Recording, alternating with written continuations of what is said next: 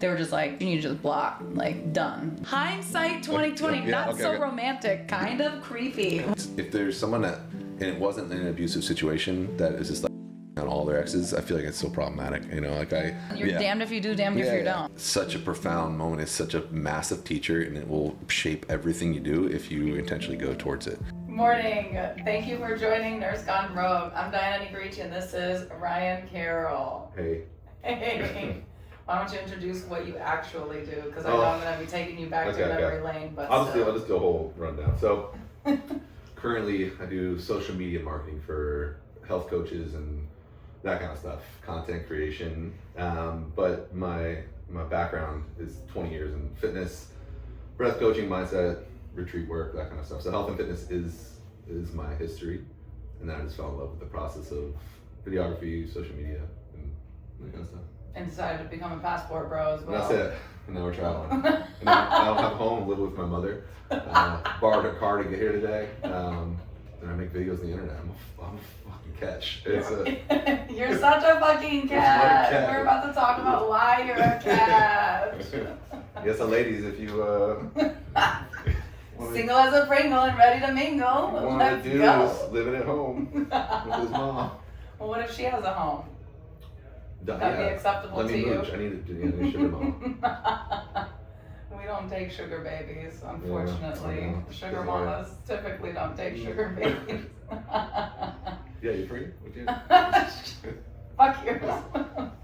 I was just actually talking to Prez on the way here about dating and how disastrous it is. Maybe we'll have a little bit of a segment. Definitely have a date. Well, let's talk about that. So you're dating? Yeah. Unfortunately. I haven't seen you on any apps. No, are you on apps? Of course I am, yeah. Which ones? ones? I filtered you out. Which one? You're like, no serious good women, please. Kids. That have big asses. No. None of that. I cut off at 4 kids, so that's probably why I don't. Shut the fuck up. I don't put how many kids I have on there. As children, that's all I'll put on there. And then sometimes we'll just like not talk about it for a while because you know men get overwhelmed easily. Yeah, we do. That is very true. I've noticed. I've realized that. No, what apps are you on? Hinge, and I was on.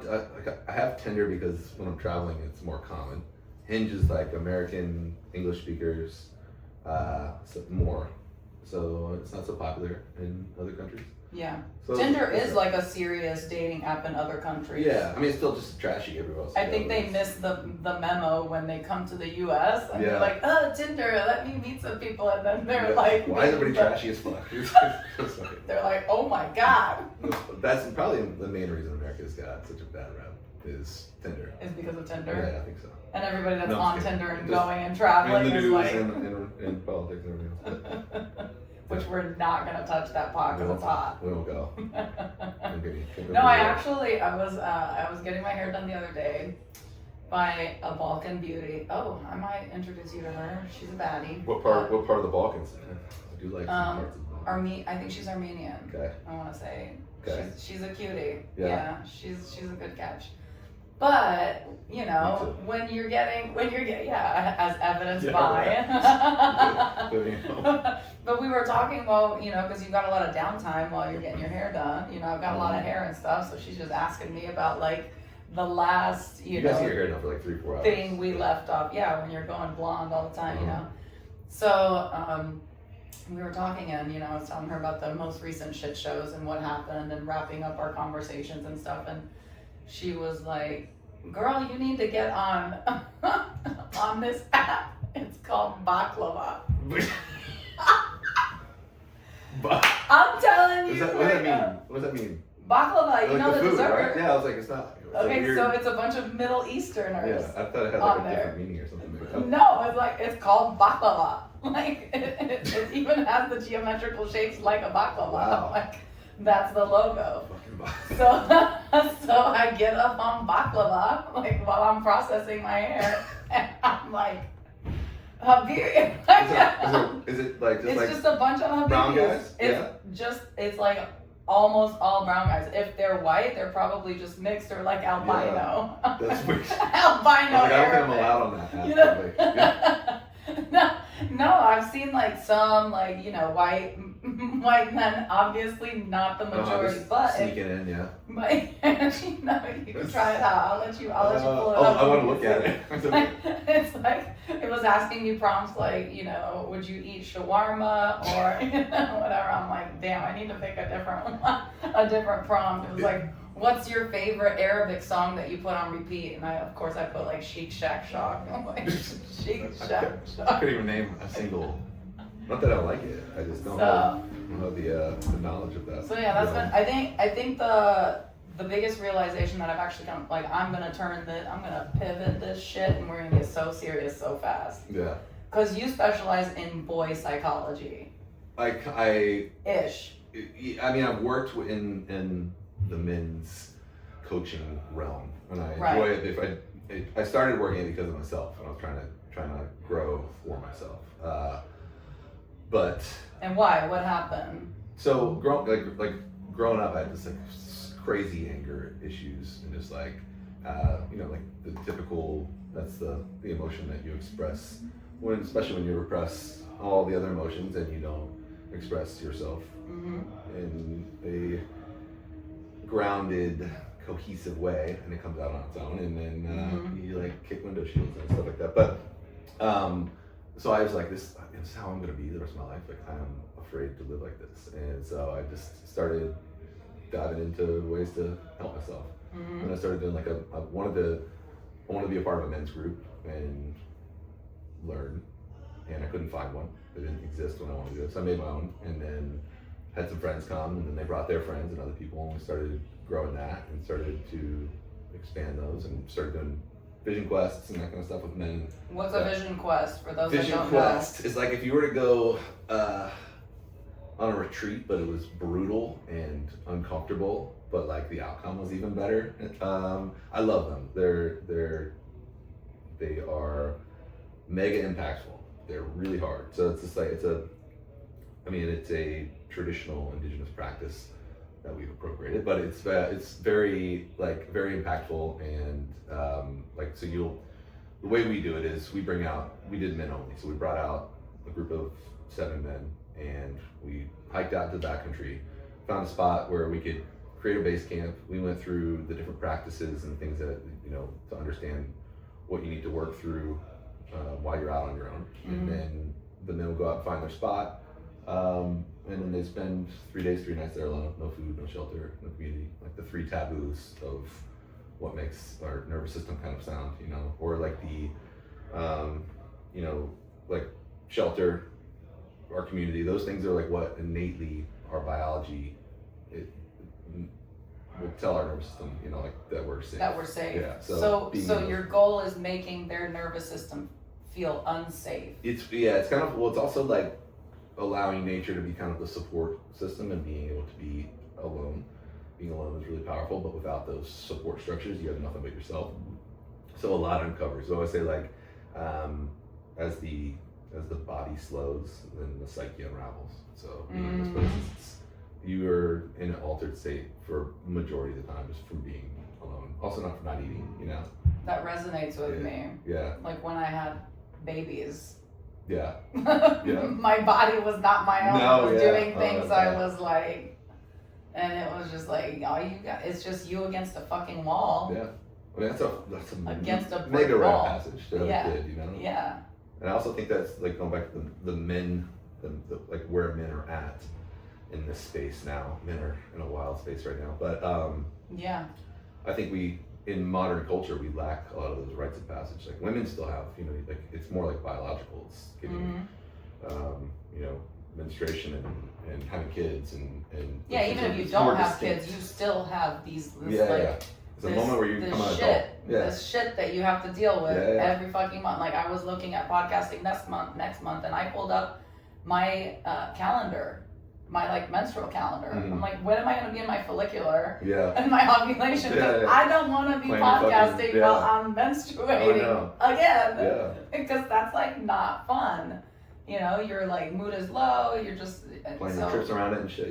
Yeah, exactly. But no, I did. I actually had, and I'm curious to hear your thought behind this, but I actually had a guy that girls call them zombies, right? Okay.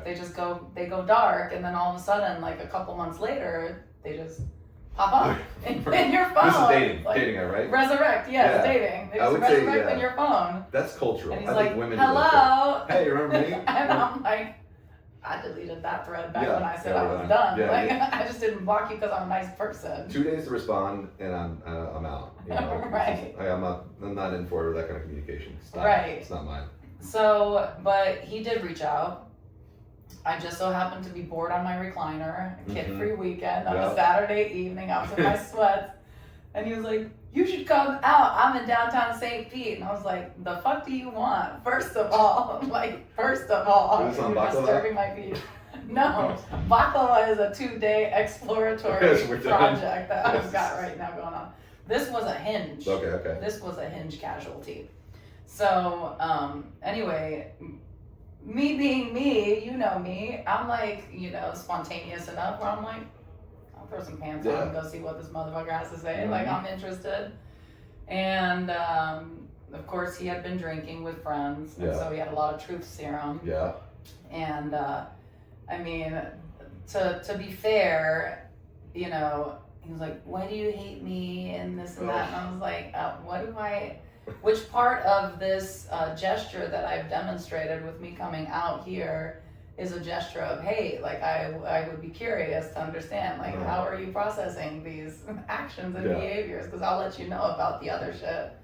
And it was just, he basically said, in all reality, like, I really respect you. I respect you as a female, like, as a woman, as a mother. Like, I have a few older, like, sisters. I have a mother that, his father passed away during adolescence.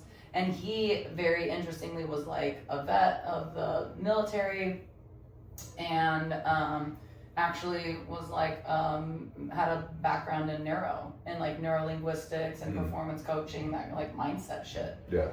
So we really connected when we first connected, but then like it just like there were some behaviors that I was just like, yeah, no, like I'm not going to parent you, like I'm not going to mother you.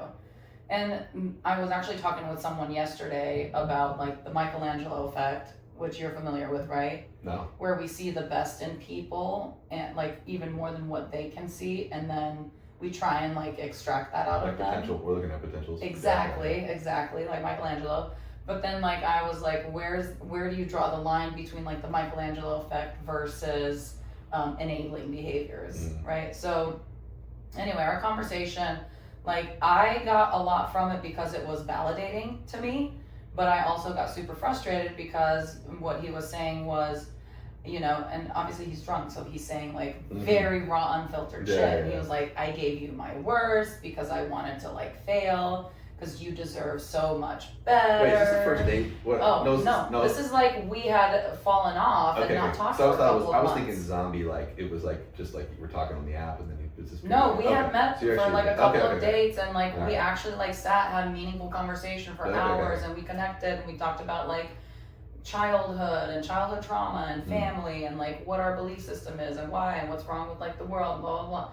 And like there were some red flags, yes, that I noticed, but I'm just like, I'm a Taurus, like red flags are kind of my thing, like red is my shit. So I'm like, Michelangelo effect, he's got so much potential, like, I'm like, I'm gonna overlook this like, probably bad experiences with other women, and maybe like when he meets a real woman, it's like an awakening, right? That's what like we hope as like good women, right? That's the right. You're like, I don't know about all that. I think you should look at anything you have like at the beginning is the best it'll ever be. It will never be better. That's literally what I preach. It's just not what I practice. Yeah. Because I'm like, because it's so fucking complicated because I've been single for 6 years now. Yeah. And I'm like, is it me? Like, is it fucking me? Like, is it me? I don't know. Is it me? I've met plenty of people. Like, what the fuck is going on? Is it like universe attraction? Anyway, back to this story. So he's telling me all of these very validating things about how incredible of a woman I am, how incredible of a mother I am. I have all of my shit together, like this and that and the other. And he's like, you just deserve better. And I'm like, you know what? At which point does a man decide that I deserve better and just wants to like become. Mhm. Or like is already chasing a better and is like, hey, we could be better together. Like, I'm just so fucking tired of men being like, I would cut off my left arm to date a woman like you or whatever, even though I'm right there. And then they're like, but fact of the matter is I can't give you what you want. No, you mean you choose not to be the man that you know it would take to occupy the space in my life. Like, that parking spot is fucking reserved. It's not just like haphazardly empty. It's with purpose and intent. But he just struggled so much with that, and it was just like this. And for me, it was emotional. Obviously, it's like luteal phase. So I'm like, fuck. Go fuck this guy up real quick. I'm gonna fuck this guy up. He was literally sitting there, and he was like, I was just taking shit. And you should have seen all the people across the bar sitting there like, oh my God. And I was like, you should have told me. I would have told them to fuck off too, But it's just, I think it's really frustrating because like women, like we're in a place where we don't necessarily like need men anymore financially because we can do stuff, even single moms. And now we're just like, okay, like where's the good partner that like, it's not about the tangible assets. Yeah. It's really about intangible assets. It's like about psychology. It's about, yes, having a man around like boys that are growing that just need that man energy, like I can only do so much. I'm a woman. Yeah. I think men have been able to be kind of lazy in that realm because we've come from a space of, we've grown through like those like more survival eras where like men were just like stoic and went to work and didn't show emotion and just had to make money to help the family survive and were never part of the family. And then we've kind of grown through that, and that's obviously carried through a lot of people. But now it's just like, like you said, like we have to provide more in terms of emotion and facing our shit and being vulnerable, and we aren't able to be lazy with that as much because we aren't just providing, financially. But I also see it like there's these two sides to the masculinity, like men's mental health and growth spaces, where it's like the fucking Bali bros, like that are just like the spiritual woo dudes that take ayahuasca every fucking day, but like they're intentionally trying to manipulate women with that, and they're not actually, not all of them. This is generalizing, but and then the other side is like the Andrew Tate, like red pill, super dickheads, toxic. just like, but that's like the majority, and those who prey on the guys in the middle who are like, I want to change. I feel like this isn't like, I want to have a good relationship. I want to do the right things, but like, where do I? And then they find these gurus on each side, and they prey on them, and I think it's just it's making things worse. While a lot of men, still struggle, but just don't go those directions, and then so it's just like you got the extremes, and then you got the ones that are just struggling. So the ones that are in the messy middle, do you feel like they're, what's the question I wanted to ask? Like the ones that are in the messy, do you feel like they just don't have the support that they need? Do you feel like obviously, like I feel like it's a choice. It's a choice. Everything's a choice. They're adults at this point. Yeah. I'm not like dating young ones. I'm noticing a trend of like the younger ones are coming to me. The older ones are kind of like baked in all their shit, and then like I'm just like over here just like, can I just a simple human, a good person that wants to try. But I feel like they're just, is it us as females? Like, are we feeling like we're so ultra empowered, whatever, and then we're not actually like holding the boundaries and whatever because it's just such like, what's the phenomenon? I feel like there's something. Men are just not they're not in their masculine. They think they are, like, so there's the spaces of like either we demean masculinity as something toxic masculinity, which doesn't exist in my opinion. It's just actions of a person. It's behaviors. So we have that term, and then that there's like the side that will, anything masculine is toxic, and then we have the other side where it's boy psychology. It would be like it's domineering, it's control, but just is insecure, or if not more than that side. So we have so I have a lot of women friends, and I have a lot of men friends, and when I'm traveling, I talk to the women all the time. The men never fucking speak. And maybe Yeah. I'm just an outlier. Just in person. I fucking yap. Dude, I'm just a yapper, so I like to talk, and so women and I connect Connect. that way. Yeah. Yeah. Men, not so much like my best friends. We'll talk like once a month, maybe if it's a good friend, you know, and like we're intentionally trying to connect. Mhm. And you know, like when we're together talking, it's fine, but it's just like the reach out, the action of it. I don't think men intentionally try to reach out to each other, and I think that it's weird for them. Or Because it's vulnerable. vulnerable, it's like gay, you know, like whatever. Yeah, weird whatever shit we labels they got. slap on it. Yeah. So I think culturally we're in a space where I think men want to do better, and we're also preying upon it, and it's just a weird time for everyone. Yeah, but is it just a U.S. thing, or are you not, now that you're traveling, like, are you seeing it out in the world as well? Depends. I mean, yeah. it Because depends on I where you have go. an opinion, of course, on that also. Yeah, I mean, depends on where you're at. Like the machismo stuff, like sometimes it's just embraced. Like to meet like a truly just like grounded masculine energy is, I feel like, pretty rare. And if I look at dating apps, I actually screenshot this and sent it to my girlfriends. Mm-hmm. I would say 8 out of 10 profiles in there just says like, what do you want? And it's like, fucking man that will set the date and show up for it. And that's Literally. it. Be masculine. Like, just follow through in your word. It's like the most basic masculine It's shit. so basic So human women are shit. begging for it, and it's like if men would just work on it and not like go into their insecurities more and just like look for ways to back up their insecurities. You know, it's like their jealousy or their, you know, like buy a big fucking truck and, you know, wear Like, a fucking American flag Or shirt, have you a know, it's like- Mercedes AMG, like whatever, you know, whatever the flashy bullshit Yeah. is. Like even this guy, it was like, I told him, he was, you know, because he was like, well, you know, you deserve better and whatever, and I was like, you know, whatever, fuck that. Like I did, first of all, just throw that out the fucking window. But second of all, I said, how difficult would it have been for you to have just communicated and said, like, simple text message, hey, I really respect you as a woman. You have a lot to offer. Mhm. I'm in this kind of quasi, like, in between shit, you know, Yeah. career, whatever, and I really want to focus on, like, my self-growth, but I would like to, like, keep Yeah. in loose contact, and then can I please take you out on a proper date whenever I'm ready? Like you as an actual coach that is talking to people like psychology type of shit, Mhm. and you're teaching people about behaviors, like you can't see your own behaviors Yeah. and be like, yeah, that's true. And he did. He was like, you're not wrong. You're not wrong. And I was like, I'm sick of not being fucking wrong. Like, make me wrong, Yeah, you know? Say like, I want to connect with you after the new year. I want to like shed some of this old, like, I think that's the hardest part for me is the men that, because I've heard it. If I've heard it once, I've heard it a million times in a million different ways.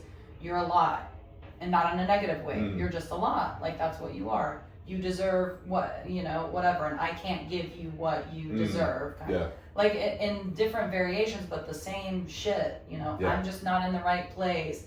I'm, you know, whatever. Like I've met a guy that was like such great chemistry, such great like all that stuff, and then in his head, totally in his head, because like the company went sideways, like now he's starting from scratch, he's doing consulting and whatever, and both, and he's just like that, and I'm like, stop mentally masturbating with like whatever you thought your life was gonna be like, and start just making micro commitments towards a life you want, and just fucking communicate. I think what men don't really understand is that a woman will really just take so much value to those words and be like, Yeah. I have patience, like it's not that serious. I'm really busy. Yeah. You don't understand. I have 20% downtime. Mhm. Just don't waste that 20%. Yeah. Make the most of it. That's it. That's all Yeah. I ask. Well, it's like the nice guy thing in people pleasing, where it's I'm afraid of You think confrontation. it's a people pleasing? I think so. I think like Wow. afraid of confrontation. I think like nice guy thing, like where like nice Bow guys out are type like of shit. basically just trying to manipulate someone into like thinking the way that they think you want them to think about you. If that makes sense. If you listen to that, I'm sure that would make sense at some point. I don't know. Dude, Yeah, so basically, I'm that's like, a lot. I'm That's acting a certain way That's just because massive right Yes, now. it's just replay it, pull the replay up. Here comes an inside joke. Yes. But no, I mean, I think we're in a weird place as a just I wouldn't even say as a culture, I would say as a generation. As a generation. Yeah. Like millennials. I think we're all really struggling with like, we don't want to be like our parents necessarily. Yeah. We love them. We know they did the best they could with what they had. Yeah. But we don't want to be anything like them.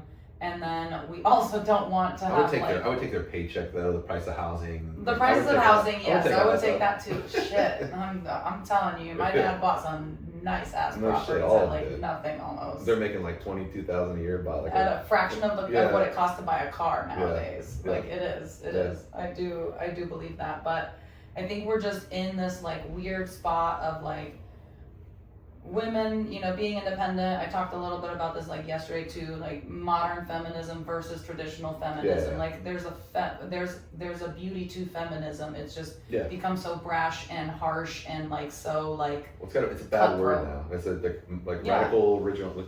radical feminism was just about equality, you know, across the board. So that's it. now it's just a lot of.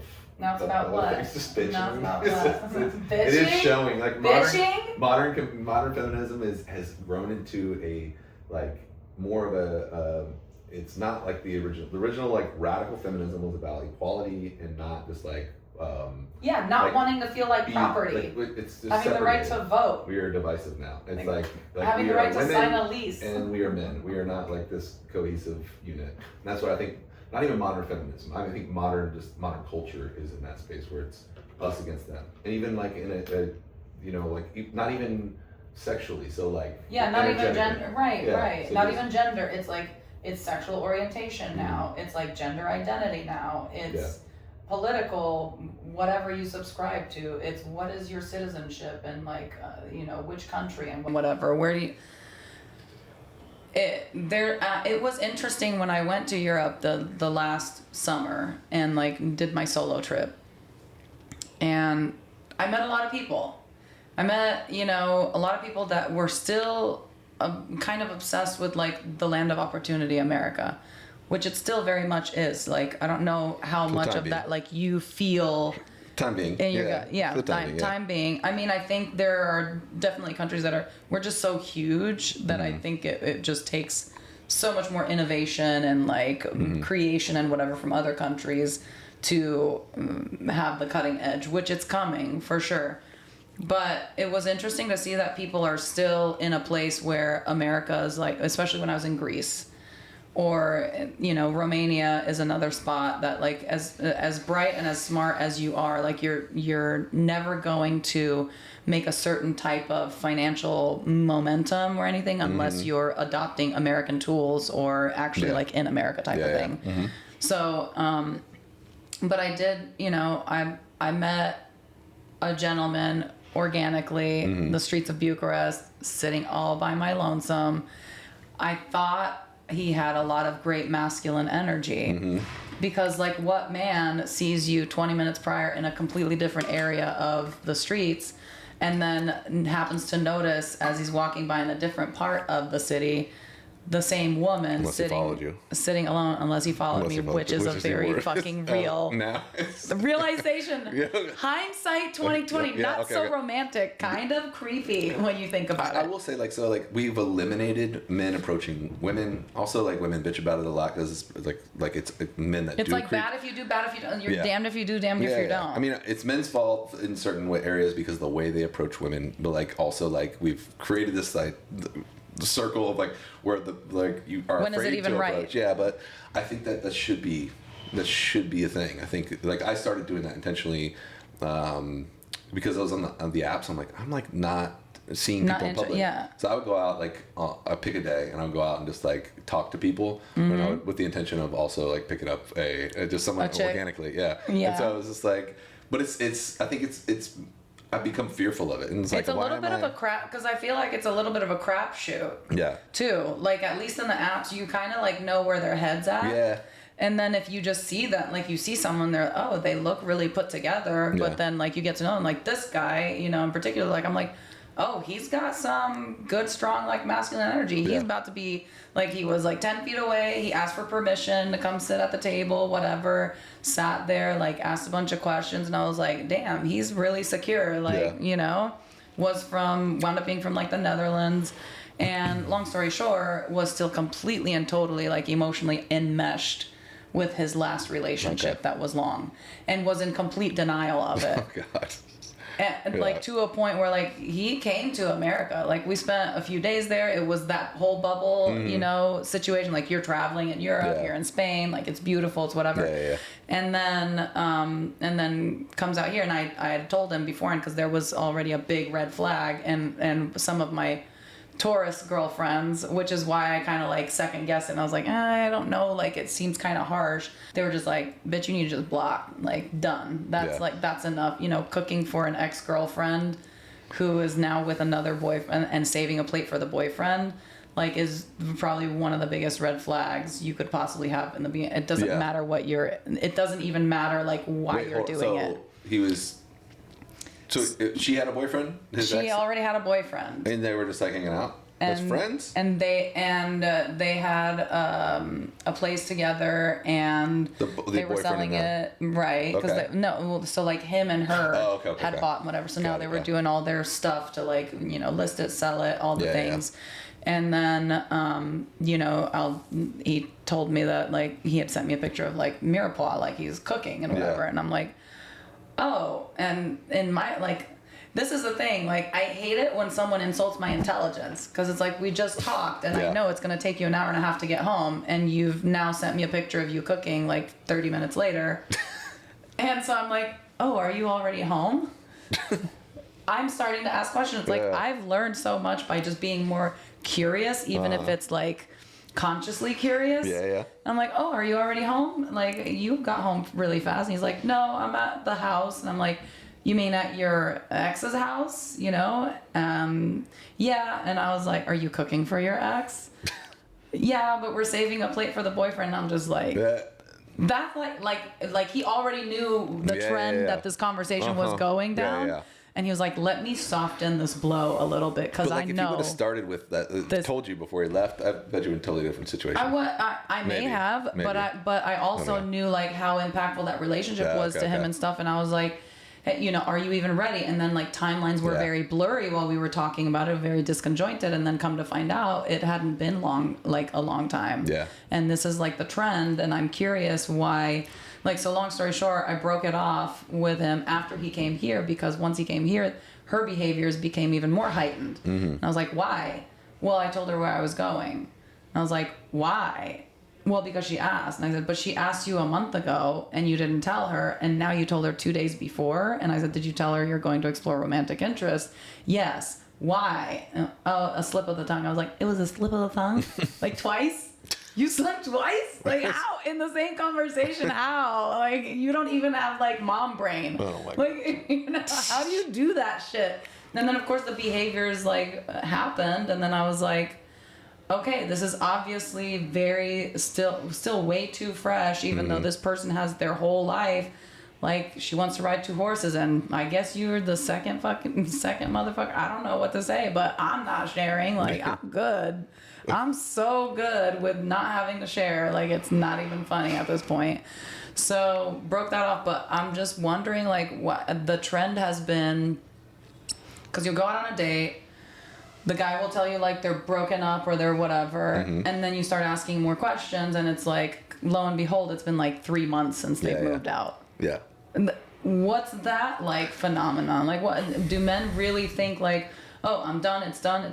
Like we Well, had, I guess because I we could had ask like this. a few years in the end of the relationship, and so now they feel like, well, and you know, one guy was really cool, calm, collected about it, and I was like, this is not like, I'm not interested in this short of a time frame, and he's Yeah. like, I have to start somewhere. And I was Yeah. like, touche. Yeah. Touche. Yeah. I mean, I just have to be smart about my like energy. I think people want to rush into relationships anyways, but like nobody ever stays single. I don't know if it's men or women that do it more nowadays. I'm like, I feel like everybody breaks up and then somehow like in a month or two they're already in another relationship. Yeah. I couldn't imagine.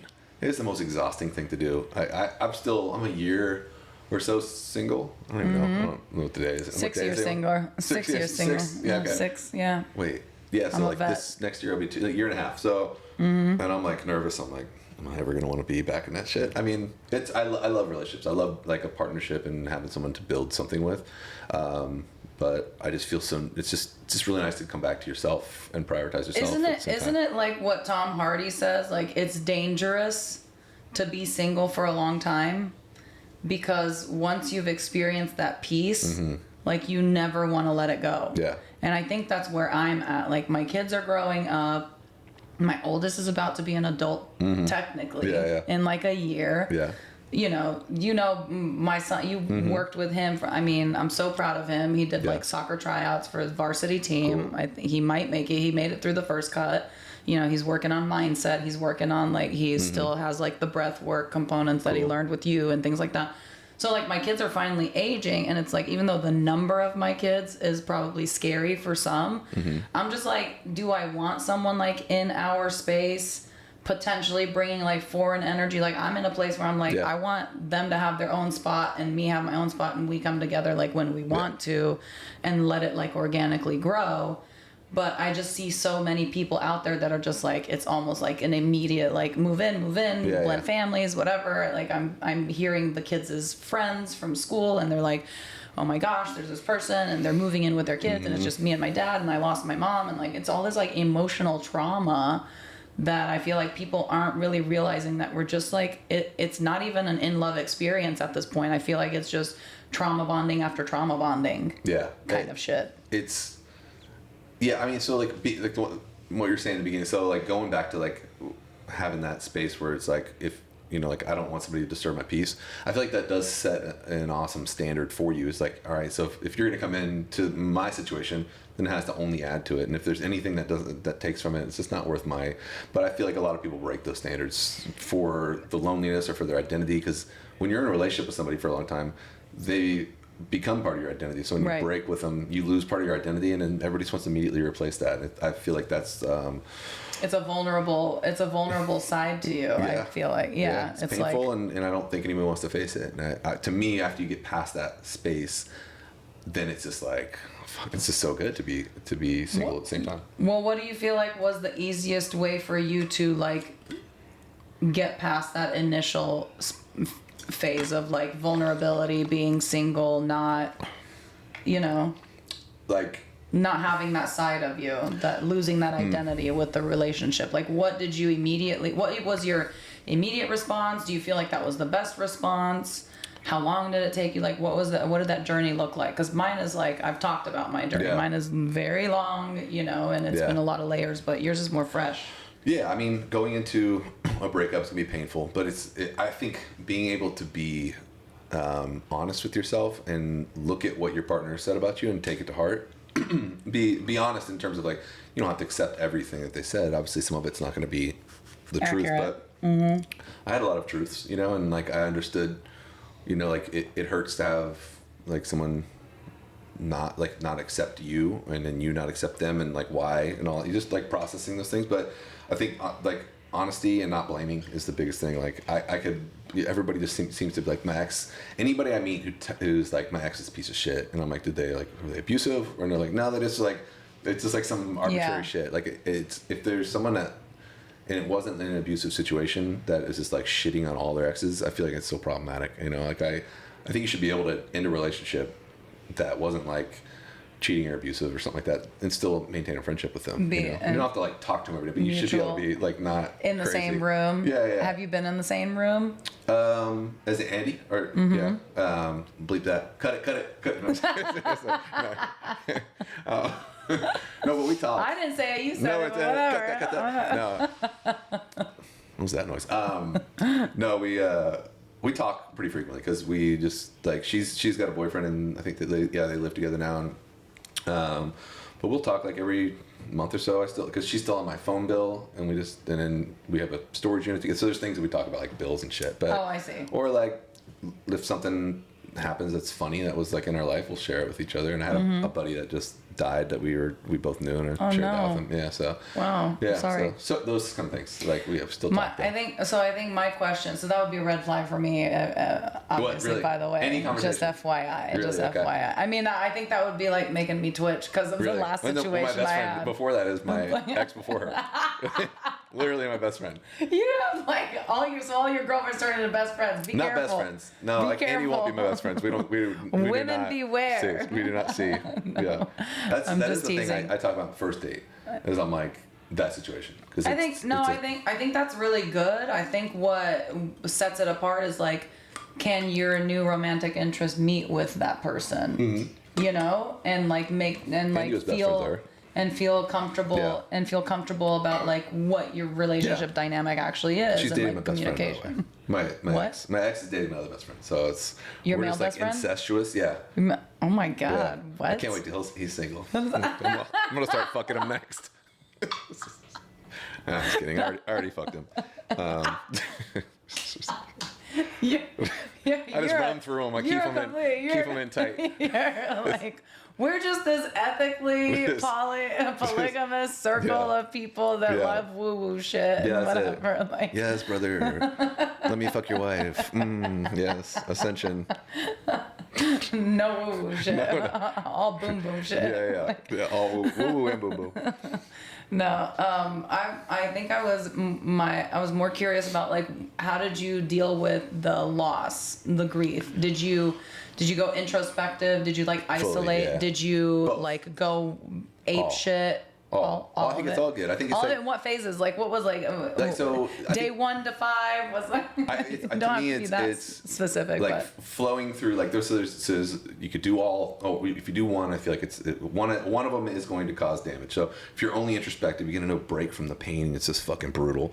If you're only like avoiding, it's just like you're never gonna process. You're You're never never gonna get through process it. it, yeah. You know, if you're only looking to go out and like party and drown Right. with sex and drugs and alcohol. I Yeah. mean, it's the most fun one, but it's the hardest one. that's the one that gives the most memories. So just flux through the three. You know, it's just like introspective, take a little break, sex, drugs, alcohol, and then just like There's an ebb and flow, Yeah. right? Yeah, I just as long as you're. I think if you're intentional. For me, I was intentional with trying to learn from the breakup because it's such a profound moment. It's such a massive teacher, and it will shape everything you do if you intentionally go towards it. And I feel like people don't because it's super painful. I think that's a great segue into like what you now do because you were working with Gravity Collective. I have some B-roll of like my first ever breath. I think that was our second breathwork session that you did like Okay, for yeah. me, and which was major. I always talk about it, and I still chase that experience. Actually, I haven't had that experience since that, but. Next podcast. Right. Maybe we'll Live- do that. Live stream. Right. But I'm curious, like, how did that breakup move you into like what you're doing now? And like and do you feel as passionate with what you do now, which I'll let you I'll cut you loose and let you just like explain what you do. Do you feel as passionate as you did about like the breath work, the psychology, the journeys, whatever you want to, I don't know the terminology, Yeah. but you know, all that stuff. Yeah, I guess so. Like as I've gone through fitness and everything's blended together because it's like fitness, then nutrition, then mindset, then spirituality, then breath work, overcoming anxiety, overcome that kind of stuff. Easy to blend. Now I'm like content creation. I'm like, all right, well, how do I blend that? You know, like I want to do all my stuff, and I think that is personal brand. Like when you are a personal brand, you get to just do the things you love and talk about the things you love. So I'm continuing to talk about fitness and wellness and all that kind of stuff. But with terms of the breakup and that transition, like so we moved to Costa Rica together. I was taking like my retreat business. Right. How we met? No, it's not how we met, but it's Yeah, we part talked of our about it. relationship. Yeah. And then I was embedding it into a property down there, and so we moved down there to do that, and then that all fell through because the property got sold and all that kind of stuff. So then I pivoted to doing my breath coaching online, and so I started building a business. I hired a business coach and started really like refining and just enjoying the process of creation and the systems behind it, like studying the algorithms and just nerding out on it. Like I love to like dive into shit. So that's what the breath was so fun for me because like there's so much science to it, and you can really just, and there's also so much woo to it and so much unexplainable, and it's such a wild thing. And so just I love that. I fell in love with that. Same with fitness, and now like this other end of science, which is like the science of content creation and the art behind it. And I just was building my breath coach business online, and then I had other breath coaches be like asking me like how I do certain things with content creation, what I was using for my lead magnet, all this other stuff, and I started creating trainings for them. And then I was like, I love doing this shit. So I just was like, I love I love the creation of it. So I love just like that part, and obviously the science too. But so I was like, I'm just gonna go full in and see what happens. And so I started doing that, and I did that. Been doing that for like a year, fully into content creation, coaching, and that kind of stuff. Yeah. And then, so you don't just work with breathwork coaches? No, I mostly work with just like health coaches. It's like general. It's funny. Like every single client I've had has been a male, and most of them are in like the mindset realm. So there's men's coach, fitness coach. There's like mindset, pain coach, that kind of stuff. And I don't know why that. Like maybe it's just because of my audience. I'm drawing in from like my original audience was people that were breath coaches or anxiety or whatever else. Like in or that we're trying realm. to learn. Yeah. So now they're just trying to develop their existing brand and define that more. So I have like 2 content creation questions for you. Number 1, why does the internet love to hate? That wouldn't even be that would. That and would be what's like human. the phenomenon? That is like negativity bias. But it's, yeah, so maybe like talk about that and how like the algorithm ends up like pushing to even more haters. Like when something goes viral, I have a couple of viral videos. Yeah. And it's just so much hate. That's where it's so much. That is where it's you can do. So people want to see inspiring, they want to hate. There's a couple things. Is like one, it could be people just expressing their deep insecurities on whatever the matter is, and they just want it's a projection. It's a lot of projection. Yeah. So like for for being a coach that coaches coaches, it's like such a cringy thing. Yeah. But I love it. And so but I know it. So like I'll get hate stuff like you're a scam artist. And I'm like, watch my content, dude. I'm like fully just open with like process and just like, right. like I'm like it doesn't bother me when I hear it because it's just like coming from them. And it's their space of lack, and then I'm shining a light on what they can't do. Yeah. And so are you. And so you're just like, this is why you suck. Instead of facing it, you're gonna comment negatively on me. One of mine is like being a single mom. Like dating a single mom, like that. It's like a monologue of like when you date a single mom, like you actually you're winning. We're compassionate, we got patience, we cook, we clean, we manage life. Like we got all our shit together for the most part. We're some of the most embodied women you will probably meet. Like what else is there to experience in life once you've had babies, and once you're like. And I mean, 97% of the comments of the viral video on TikTok is all men saying, run for the hills. Yeah. Do this only if you want to be last. All of this like insecure bullshit, but it like keeps getting pulled. Shit, dude. Yeah. I mean, my God. They were like I was they're like, the ones damn. that worry about body count and that kind of stuff. They're like the men that are very afraid of a partner ever having sex. It's the because they're inadequate. Yeah, that sounds like the big podcast I was on that was a shit show. Which we will not name because it was a shit show. Oh my God. I'm still working. I will have to be in my like ovulation phase to be able to like make an edit and talk about my experience on that. I'll have to be like in a very good mindset. No, I was on a podcast. And it was a total shit show. I've had shitty podcasts. I just am like, that doesn't exist. I know. No. Well, it exists, and it like a few viral clips. Is it a large video or a large podcast? Yes. Oh, okay. Yeah, it was a big one, and it was a big group one, and it was just a shit show. And It's not one of those like ones my kids were like, why did you go? Yes.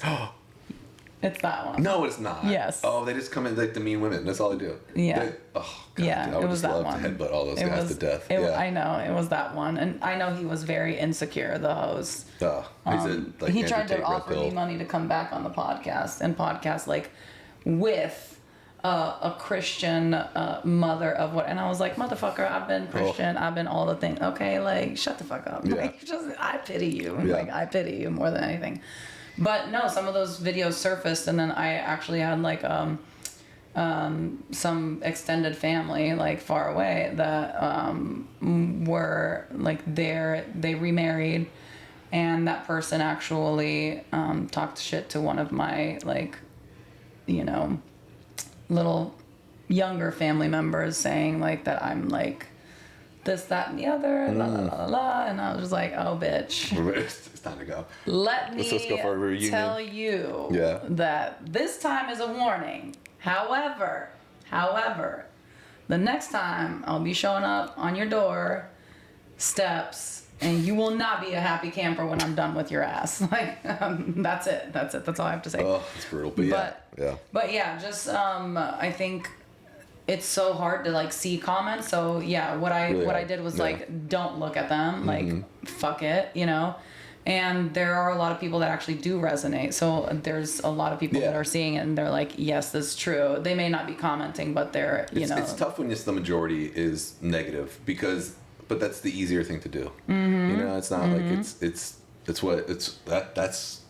that's yeah. So do people try, do you feel like a lot of people try to be like super, super kind of like the Andrew Tate, drinking the water of Andrew Tate type of situation? Men? Yeah, like do you in think what way? that they're like him being so controversial and so like very extra exuberant? I feel like he's not truly like that.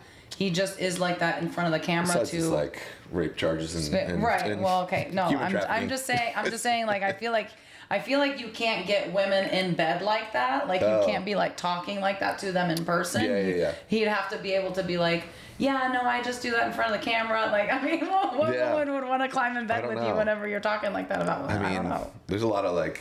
Other than major daddy issues. Oh, yeah. women. I mean, I don't know. I don't know what he's finding. Yeah. But I'm sure it's not the best quality of human being that is going to get in bed with Andrew Tate in the first place. I mean, you know. Well, the funny part for me about Andrew Tate, because everybody's like, yeah, you know. And I was like, listen, he went to Romania. He knows why he went to Romania. He thought that you can be flashy with money and with whatever and with fame, and that the Romanians are just going to like turn a blind eye. He didn't realize they're still very heavily communist. Everything is very corrupt. And people will act like the government will wait and wait and wait and wait until they have plenty to take from you. And then they will take. They will confiscate and they will not give it back because they want it for themselves. And then you'll have to fight your way out. And then you're going to make a whole like thing about it, a whole scene about it. But guess what? He still lives in Romania. Like there's a reason he lives there. Yeah. It's, you know, and it's got its own reasons. Yeah. But that's the other question I had, since we digress. Yeah. Okay. Is you know, there's a lot of like this big tribe of niche. You have to niche down. You have to niche down. You have to niche, and you know that was like one of my biggest holdbacks. And I'm like, I'm just not like Yes, I've had success in this very, very niche setting and thing, but that's like not all of my identity, and that's not like all I want to do. Like I'll teach people about it, but I'm not into it. Like I'm passionate about other things. And you said something interesting, but I can't remember what and how you described like you don't have to be niche to still speak to like your audience and like be successful in content creation. I don't really believe in a niche. I mean, there's always the saying of like you are the niche, that kind of shit. But I always preach a through line. So it's like your identity, your client, your offer, the journey they go through, whatever, all the stuff that makes you and your brand it. And also like your passion behind it and what you want to create. And so like looking at what connects all those pieces is kind of your niche or through line. That's what I like to look at from that perspective.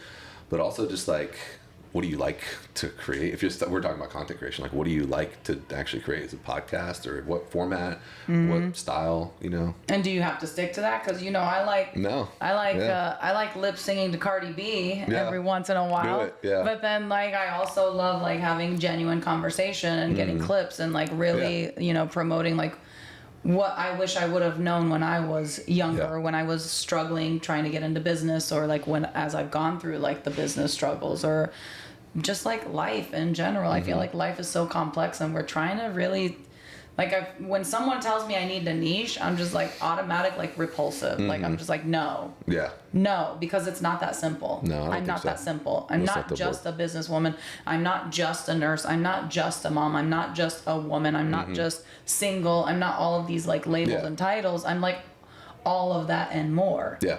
You know? Yep. I think that's it. That's exactly like that. All that stuff should show, and it's just so much more like the videos and the engagement that I will get. So when I make stuff that's just showing me, and just like I'm just shit talking, I'm just like the other day I made a video of doing like repairing a tire on my mom's bike, and I'm just like talking shit about traveling, you know, and I'm just like, they kill. And now will those like convert? No, like, but that's bringing in, that's awareness. So it's like, what style? It's more important than what you're, instead of like what your niche is all the time. It's like, what style of format do you want to use to bring people in with like seeing your personality and seeing who you are, and they're like, I like this person. What else are they talking about? And then they see it and they're like, oh, that's cool. I like what they're talking And it about. converts to follows. Yeah, or they just they get in there because they like who you are, and they aren't even focused on what your offer is. And then they see Right. your offer and they're like actually starting to, they might become a client that way too. So I think just niching down and just like not looking at a massive audience, not being yourself, is probably one of the worst things you could do, in my opinion. And so then what, like, talk us through like, you already talked about like brand awareness, and people come to your page and then they're like, okay, like I like this person. I like this personality. Yeah. What can I learn from this person? What's like the best way to structure your, what do they call it, a funnel? That's the technical term. Yeah. Funnel or lead magnet or whatever. Like, is there too much that you can put on your link tree? Is there too little? Should it be a website? People, some people say like you don't even need a website. You should just have like a really good like link tree on your I Instagram just use page. Dance Store is what I personally use. I love that company. It's just really, they're just like Why? creator driven. They're just so good. And they're partnering with amazing people like Stephen Bartlett just bought into it. Gary Vee just bought into it. And they're just out of the box. And so I just like, cause so if you get like the $99, it's like I'm doing a sale. I should actually, if I have a link in my stand store, if There you you want to go. get there. No, Yeah, but go to- no, I get like like- $6 a month if you sign up. Yeah, that's right. There But you no, go. I'm not even selling for them. I mean, but it's just they have the community. They have like a community forum that comes with the $99 a month, which is usually like the normal price for a community. It is very bare bones. But then you got the store, link in bio. You have automations. It's just everything, and it's super straightforward. It's just super simple. I've always promoted it, but so. Yeah, you can do like the traditional funnel is get people into your page, make content around a lead magnet, which could be anything. It could literally be anything. So what's your lead magnet? Tell us I have about a like bunch of yours. different lead magnets. So like, So you have let's many just lead say- magnets. Let's just say my 70 leads in 7 days Okay. course that I have, and I'll just talk about like, let's say this week for example, this week my aim was promoting my Signal course. I have another one that's just like a $29 4-week long message clarity course, and it's a journaling practice for 4 weeks. And then I'm like, all right, I'm gonna make content around driving it towards that. And so it's just an automation, a trigger word.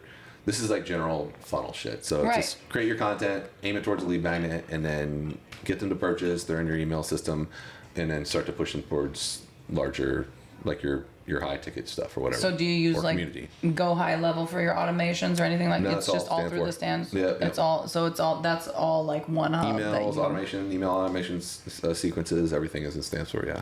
Okay. And And you teach people based on what they want, what their like ideal avatar and clients Yeah, yeah. are. Like you get to know them. Like yeah, talk to me about like if which I did come to you at one point. I was like, hey, and then life just blew up. Yeah, it's life. 2024 Yeah. blew up in Yeah, my yeah. face. Like Yeah. let's just say that Yeah. we got 12 weeks. This is like home run, like Run it. home stretch. You Yeah, know, yeah. I gotta get through this. You know, and then I'm planning on not taking any of it into 2026. yeah, But you know, I come to you and I'm like, I want to monetize. Like I'm seeing the growth. I'm seeing the personal branding. I have followers. Mine, for example, are moms. lots of moms recently. There's one video, it's not even mine. I'm going to be podcasting with the stand-up comedian that has that bit. And that bit, and I've put it on twice, and it's gone viral both times, and it's converting like moms. Oh, cool. Yeah, because it's resonating. We do everything, and the main like subtopic of it is like childbirth is the woman's Super Bowl performance kind of thing. And she's talking about like, we've been training for this shit our whole lives. Like if we've had hair on our face or places we don't want it, we pluck it, we burn it off, we wax it, you know. Yeah. And it's just like this bit, and like all these moms just absolutely adore it. And then they're just like, oh, here's this mom that's doing stuff. So it converts to like organic follows. Now, I've been told by many of my male friends especially that I should start something like a mom me type of program. Yeah. And the guy that said, you should just do like mom me, we were having cigars one night, and you should be doing you should literally just teach women how to be moms. Yeah. That's what you should do. Like bad bitch moms. Yeah, Bad just bitch moms, whatever you want to be. Like you want to be a career woman, fine. You want to be, you know, a nonprofit, like, you know, mega whatever while you still mom, fine. You want to be, you know, you want to be just stay at home mom, be very intentional, fine. Like I've got all of those like parts of me that are very, very real. They're 100% me. How do I share it with the world? So how do I capture this audience now? Like that, I feel like that's like the first lead magnet, let's say, that maybe I should probably build out, because those are the most active and most recent. I think for market research, I think talking to your audience in terms of like a really good idea for it. This could be your first lead magnet, and also building into defining your offer and defining your next lead magnet, and probably something paid, is run a workshop, 2-hour workshop, whatever you want to do. It could be an hour, it could be 30 minutes, doesn't matter. Where you invite that audience, you spend a week or 2 weeks, whatever, however you want to do it, promoting this free workshop. Get as many people in as possible. Sometimes I charge and refund after they show up, you know, like it's that kind of stuff. Yeah, accountability a little bit. 20% gonna show up, but it's all right. Yeah. And then get them on there with like giving them, you're gonna give them some kind of free value, whatever it is on it. But at the end, it should be you are answering questions and interviewing them, but like for the purpose of understanding their desires, their pains, and just like really like what they finding want their more. words. But like, but when we, like as you, like you're a mom, and so like you're gonna use your experience, but like another mom that wants the same thing could use totally different language to it. So it's trying to resonate with multiple different perspectives at the same time. So finding the magnet words pretty from much the audience, language. pretty much. Yeah, like whatever their true language is towards the things that they want and towards the struggles they go through, putting that into your content over and over again and seeing what actually is hitting and connecting with the right people, and then building on that. And I think that would be the first step. Obviously, when I work with a client, it's a little more involved, and there's like stuff like the signal is like the first thing I give all my clients, and I'm giving it out as a $29 offer because it's like everybody struggles with that. And with like the message clarity and what you want to kind of like start with. So it's, I call it like the intent is actually something I pulled from my Vision Quests. And so an intent is like your own statement. It's like your mission statement, but from like a deeper perspective of your passions and whatnot. And then we look into like your client avatar or whatever, but from a space of demographics, obviously, and all that stuff, but like psychographics, what they think they need, what they actually need, how to blend those, that kind of stuff. And then we look at like their journey. So like every step they take, and then that's how that builds your offer. But also every step is a lead magnet. It can be a piece, like, so you're like every place, wherever they're at, they could be along that line anywhere. You know, you can work with somebody at the end if they had to be, but then your core offer, and that's like the beginning stages. And I podcasted with Dr. J. I don't know if you saw bits of it. No, I haven't seen it. And he was talking about how YouTube is actually where he gets his highest paying, like those are his best clients. He's like, Instagram is not really going to be like where you're going to get the most clients. Like people that are following you on YouTube, that are looking at the longer videos, those are your like serious clients. How do you feel about that? Do you do YouTube long form as well? Do you have a YouTube channel that you're uploading to? Towards more, so it's this like the psychology of sales. You know, like the more time they spend with you, the more likely they are to purchase, know, like, and trust, that kind of stuff. So when you're building that, it's easier to have long form. So my long form is through lead magnets right now. So that's like. Oh, because they're buying into like whatever they that get a lead. free lead magnet, but it's they're spending 15, 20 minutes with me on like it's a video and it's a training, so like they are spending more time with me that way. Right. Because I'm like a minute to 90-second video, they're gonna have to watch 100 of them just to get the same Exactly. results, And in today's like day and age and culture, it's just like this like doom scrolling or whatever Yeah. you want to call it. They're just if you don't capture them in the first 2 seconds, Yeah. that's it. You're done. Yep. Like you're toast. That's Yeah. why some videos perform, some don't. Yeah, and it's for like this way, like in terms of sales and conversion, like my videos are like, so I just made a new account like just as a challenge. Yeah, and so like I have like 500 followers in that one now, and like the other account with like 45,000. I don't really use as much. I mean, I kind of play with both, but anyways, I'll get a video that has 500 views, and I'll get a lead from it, and then it usually converts. The normal percentage. monetizes. Yeah, but then I'll get one with like I'll have like 8,000 views, 10,000 views on a video, and it's just views. It's just there's no connection. So I think we look at engagement in a weird way now. Like it's all views still, when we should be looking at like how we connect. So is there comments? What are they talking about? Like, are they DMing you? Are they interested? Right. Like, so I'll get DMs from a 500 view reel, and then like I said, like a 10,000 views, I won't get a DM, single one. So Right. I've noticed that too. yeah. Okay, I'm gonna shift gears into you're living the life of a lot of single men that would probably desire on the outside that lifestyle, Yeah. the passport bro life type of thing. Yeah. Out there creating content, living abroad with US dollars kind of thing, right? But I'm gonna take you, and you can go as deep or as not as you want.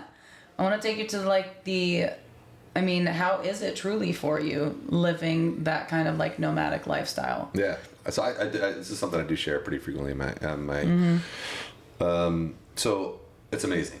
It's such a profound experience, and it is similar to like a rite of passage in terms of like you never really have your own home that you're staying. For me, I'm usually a month to 6 weeks I'll be in a space, and like it becomes my home. I'm comfortable there, but also like I'm away from everybody I know. Luckily with social media and FaceTime and that kind of stuff, it's still pretty connected, but it's lonely, and then it also prevents me from wanting to go out and make friends because I'm like, I'm only here for a few weeks. Like, why would I make friends? Why would I build a community here? And I love that part. Like St. Pete, that was what drove me. I loved building community here, and I did. Yeah. So that part's hard, but I still do meet a ton of different people. I get to understand cultures and understand issues that are in those spaces. And what I've realized is like there is like I made a post about this the other day, but there is no better place. Like every country has its shit. Every country has its trauma. Like we go there as a vacationer. Like we vacation there, and we're like, oh, I want to move. So I wanna amazing. move there. But you don't understand the shit that's going on. Like Montenegro was a beautiful place I've ever been in my life, but like the people that live there, they make like $400 to $800 a month, and rents $400 to $800 a month. Which is cheap for us. We go there and we're like, holy shit. Stay in this apartment for $800 a month. I want to stay here for 3. I went for 2 weeks. I'm staying for 6 months. Yeah. And I do think tourism brings in money. I think that Airbnb is problematic. I understand a lot of the plights that they have like with tourism and over tourism. There's just a balance of everything. Because it's like either feast or famine. Yeah. Hot season, like everybody's making money. Yeah. But then it's like they're pushing out the locals like through Airbnb because they can't afford to live there. Right. And it just sucks. Like, Spain was a huge issue with like, so I lived in Spain and to see it, like Valencia where I lived wasn't as bad. But like Madrid and Barcelona, like they had their protests and that kind of stuff because of it.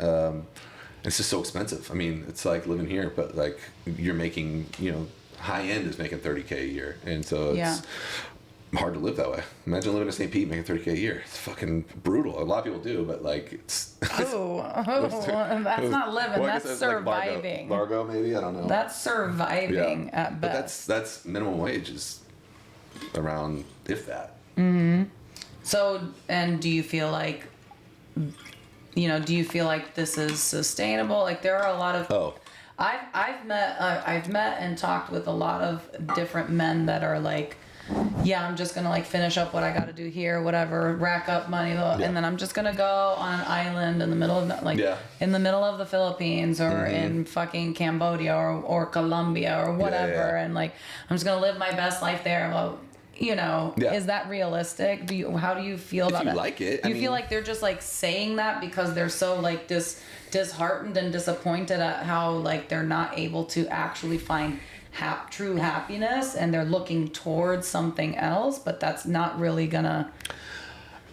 So two things on that. The first is like, I originally had that mindset of like, I just want to live like in off grid and like in the jungle and just like, you know, just have like a natural life. Right. And I did that for like 3 months, and I was like, fuck this, dude. Like, it's an hour-long drive down a dirt road just to go to the grocery store and come back, and I'm like, this is not what I thought it was. Like, you know, maybe if I had a farm. Oh no, I've been bored out of my fucking mind. I like If you the had metropolitan people, area. if you had people, Maybe, bringing you all your shit, Maybe. and giving you rides, if you had a chauffeur, maybe. Even then, it was just like, you're like, fuck, it's for an hour, just like brutal. Whiplash. Yeah, it was not for me. And like that's what I've learned is like, I love access to nature, and I have to have a regular bout of nature, like if not daily, at least a few times a week. But I love living in a metropolitan area or a city with like culture and things like that I can walk. I love a walkable city. Like I love that, and I love to have access to nature. But so there's that part. And then what else were we saying? You're asking. Like living there, retiring there. You said you would be happy. Like, is that actually sustainable? Is that real, or is that just a figment of their imagination that it's going to bring them happiness? It depends on the person. Like for me, it wouldn't be, but like for someone that like really enjoys solitude or just like nature and silence, like a lot of people just like that, and that's their thing. You know, a lot of people love cities. I don't love like busy. Like New York City, I would be dead. I'd kill myself within a couple weeks. Right. Depressing. It's just brutal. It's just so intense. It is a concrete jungle for sure. It's brutal. Yeah. I mean, I lived there for a year, but people love New York City to live there. But so I just think it depends on the person. I do think I've always said this to people that I'm like, could you? They want to start a business, and I'm like, well, I just don't. I have to work and all this other stuff, and I don't have time. And I'm like, could you save 10K? And they're like, yeah, I could do that. And I'm like, you could take 10K and go to Mexico, Peru. You could go to Ecuador and just like live, food, everything included, build a business for a year. And if your business fails, then you come home, I guess. But like, I feel like in a year, anybody should be able to build a business. And this is just like, that's just an example. I don't know if I would recommend that to anybody to actually do unless they wanted to, but it's a possibility. And it's just, I think if you can't build a business in a year online, then maybe you can't build a business. What about, if you can't build a business online in a year? Yeah, what about a business in general? Or in general, yeah. In general? Yeah. Okay. This is just directly So if you can't build a business in a year, then business is not for you. If I don't know, I'm just making a statement. Yeah, it's just I want it to be a controversial statement because I feel like there's a lot of truth to that actually. Because a lot of people look at me and they're like, oh, but not everybody's, you know, and it's just like, all I do is make irrational decisions and like follow my heart or whatever. You know, I don't have choices. I don't think everybody's an entrepreneur. Thank God, because then we wouldn't have employees, and we need employees. And it's like, so yeah, I think if you spend a year, like I also diligently working on a business, and there's no growth, and there's nothing, you haven't made. Then give it up. Go back to your corporate job. Maybe you need an employee. Yeah. Yeah. But also like a standard I set for people with building a business online or with social media and with content. I'm like, this is like, you have to maintain whatever we're doing right now. This workload, you have to maintain this without skipping a beat for 3 years straight. And imagine you have to do that growth, without ever making $1. Like just, like, could you do it? Yeah. And most people say no, but like this is long-term shit. 100%. Because I like 2025 has been the year that I actually like was like, okay, I'm going to bite the bullet and I'm going to start investing in like social media growth, personal branding. I've been told by so many people that like I need to invest in personal branding because I have the personality, because I have no filter, because I have this like weird life that most people don't have, and whatever. It's inspirational, encouraging, whatever you want, whatever like adjectives you want to slap towards it. But finally I like invested and then And then it was like, oh, okay. So growth can be achieved. However, it's like the snowball effect. You just have to keep on stoking that fire or like adding to it. Yeah. The momentum to grow, like you actually have to be committed to it, which is very much like business. So for me, it's like, oh, I'm gonna find people to delegate it to. Yeah. Like that's like the nursing and the business entrepreneur side of me. And the other side of me is when my people or if my people leave or fail, I have to be backup. Yeah. But that's also in business. So do you think that people really don't look at, you know, the influencer or influential like content creation as an actual business? Do you think they look at it more as like, oh, I'm gonna look cute on camera Fully. and la la la la, Yeah. and then they're Yeah. like, oh shit, I don't really want to do this.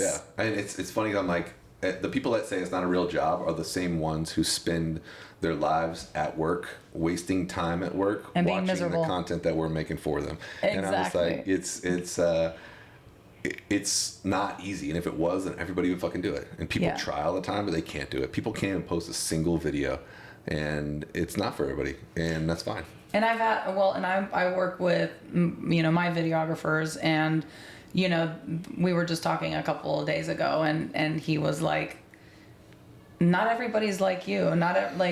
He gave me direction. He was like, I'm going to put whatever out there, and you have to be okay with it. Like you know, certain boundaries I won't cross.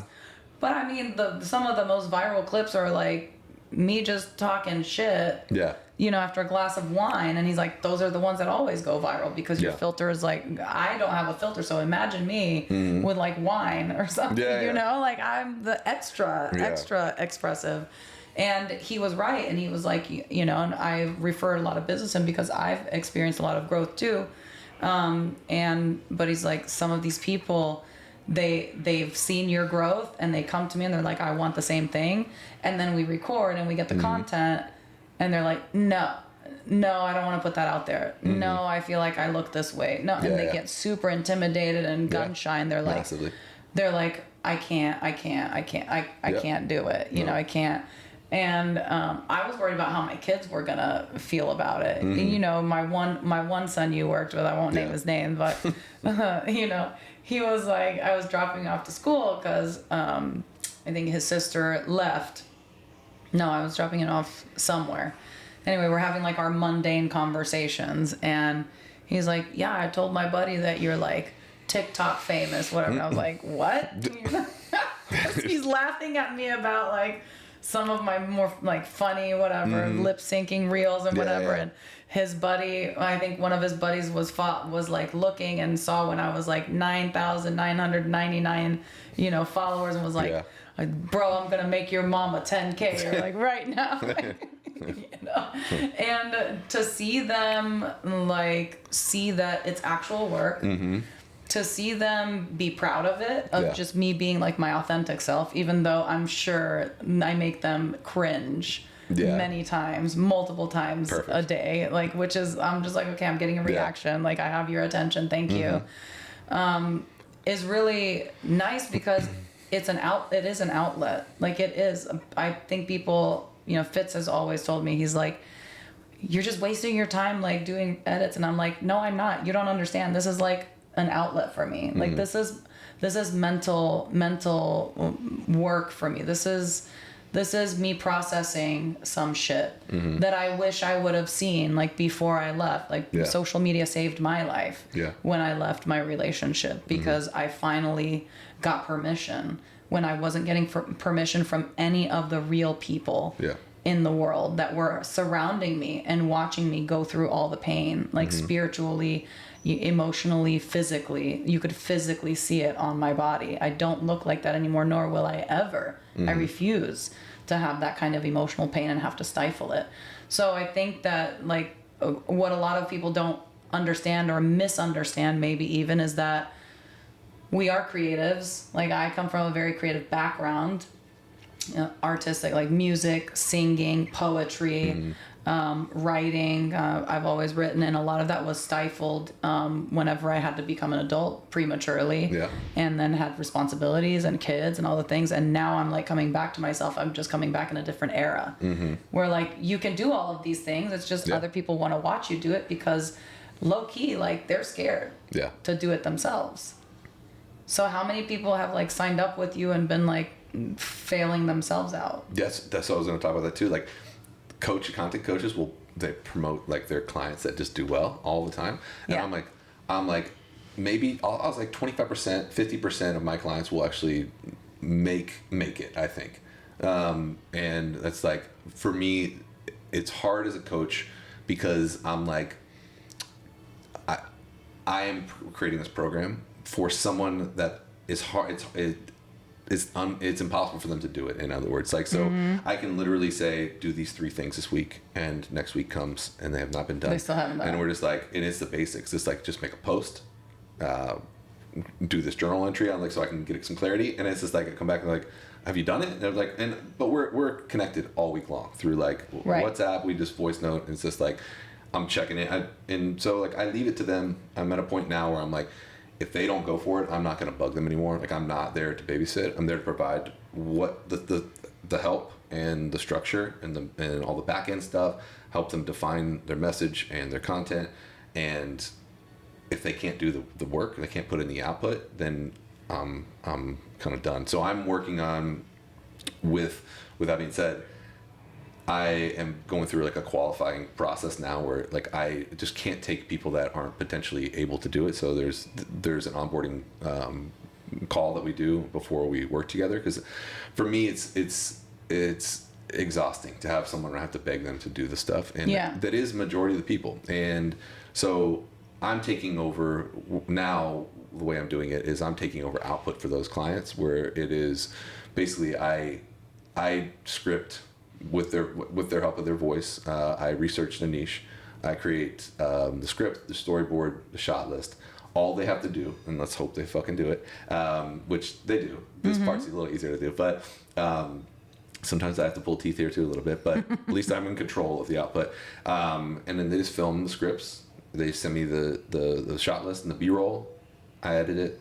I post it. I create the captions and copy and the emails, and I mean, that's the whole enchilada. You're done. basically doing all of it. It's Is just that their an face. upcharge? Yeah. Okay. Yeah. So it's basically the price of my 3-month package is the same price for like the month. Yeah. So Okay, so was that a strategy it's in a way, or has I it guess just morphed into it? It's more for my mental health, Because I'm you're like, bring them in, bring it. It's Yeah. easy. Anybody can do it. Oh shit, this is hard. Yeah. Well, you could also pay me to do it, but it's yeah. So it's both. I mean, it's an upcharge, but it's also like more work for me. So, but for my mental health, it's the best, because I stress myself out when someone is not being successful, and I put it all on myself. Yeah. Just like when I was personal training, but just at a higher level and a Right. higher investment on their end. So I feel more responsible, and I should let that go, but at the same time, yeah, don't that have sounds that like you're being emotional in business, Yeah. which I've heard a lot of times about myself. Yeah,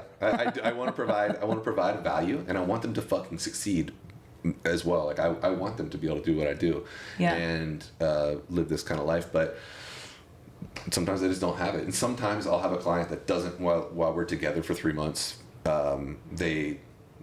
it doesn't click, and then like 6 months down the road, I just see them start popping up, and like Oh, you have zombies too? yeah. My God. Business zombies. I know. Fucking humans, dude. They just come back to life all of Yeah. a sudden. They're like, I'm ready. I'm ready. I'm Yeah, ready. I'm gonna do it. Yeah. So, but at the same time, if it was that easy to do, everybody would be a millionaire. Everybody be creating content online, and it would be And actually monetizing it. yeah. But it's Yeah. not. It's not easy. Yeah, It's fucking and I hard. think a lot of people do also kind of like take that cop out, and they're just like, it's just not for me. Like social media is not for me, kind of thing. Yeah. Like I have someone that is so smart, so smart, and like it's been the second time around that they've approached me, and he's like, I want to monetize this brand. Like I know someone. There's not. I need to output. I'm just like, okay, let's do it. But Yeah. I can't. It's the same way. Like I've built businesses. That's fine. I need you to want to do it too. Like Yeah. it can't just be my effort. Like If social media is not for you, business is not for you today. That's my opinion. that's gonna be a hot clip. Just that one right there. If social media is not for you, business is not for you in Yeah. today's day and age. Period. Point Yeah. blank. Yeah. Done. Because that's where a lot of people are going to vet out the branding and like the Yeah. actual business, the Yeah. company. Are they serious? Do they take their shit seriously? Mm-hmm. Do they like even if it's restaurant, bars? I mean, I think of St. Pete is such a small, surface area compared to like other cities, but we are so, I didn't know this, but we're as densely populated as Manhattan. Really? Did you know that? no, I like, read that statistic. Per square something? Per square mile, I Okay, think. okay. Yeah. Like Gross. isn't that crazy? Yeah. That Isn't sounds it crazy. to think because we're like a beach town. Yeah. But we do have like what I've noticed is we do have a lot of like social media entrepreneurs, like people that are just like trying. And the thing I think that sets us apart, because we're everywhere, entrepreneurs are everywhere. But I think the thing that sets us apart is we really, really love like nature. Yeah. We love the walkability. We love community Yeah. and beautiful having city. relationships, going to the coffee shops and just sitting there for hours. That's why we've got so many. Yeah. Like we do have a lot of beautiful things. I think we still have a lot of work to do in general, Yeah. like as we continue to grow. But yeah, I would agree with like the statement that just St. Pete is a special place. Yeah. I would never live in Tampa. I'm so No. sorry, people. There's nowhere in Florida I would live besides St. Pete. Really? Yeah. And you've been in Florida I was born here, but I've moved. But yeah. most of your whole life of my though, life, and yeah. experienced it. So would you say that you're living your dream life right now, and that or do you have Yeah. other things on the horizon that I you're am. like I think it's always interested in? evolving, but yeah, I think the travel aspect is really cool. Something I've always wanted to do. I always think about this in phases too. Like every phase I'm in, I'm always trying to get to the next phase, and I just have to stop and be like, what would the last phase think? Like if they knew that I was doing this right now, Doing they'd be like, this. what the fuck? They're like Exactly. so excited for that phase, and now I'm like in the middle of it. I'm like, complaining about something. I'm like, live this phase because it's. Let me just be grateful for the phase that I'm in. Yeah. Yeah. Yeah, because you might be right now in your past self's dream life. Oh, absolutely. Yeah. And that's why I bought two little they're little framed things in my house, and it says, "Remember the days when you used to pray for everything you have today." Like that's Yeah. a really good like general rule Yeah. of thumb. Well, do you have any embarrassing questions to ask me or any curiosities, or have we covered pretty much every We did topic? pretty good, huh? I feel like it. I feel like we could do a lot more, but we have Always. time. We could do better than that. Yeah. That's lame. That wasn't that much better. It's fucking white people That's trying to like the fist bump, where it's just like. Listen, I'm not white. Oh. I'm Eastern European. Oh yeah, right. Okay. Thanks for showing up, and it was a great conversation as Yeah. always. Obviously, Thank you for having me out. Yeah, It's really nice. of course. Yeah. All right, done. Capped it.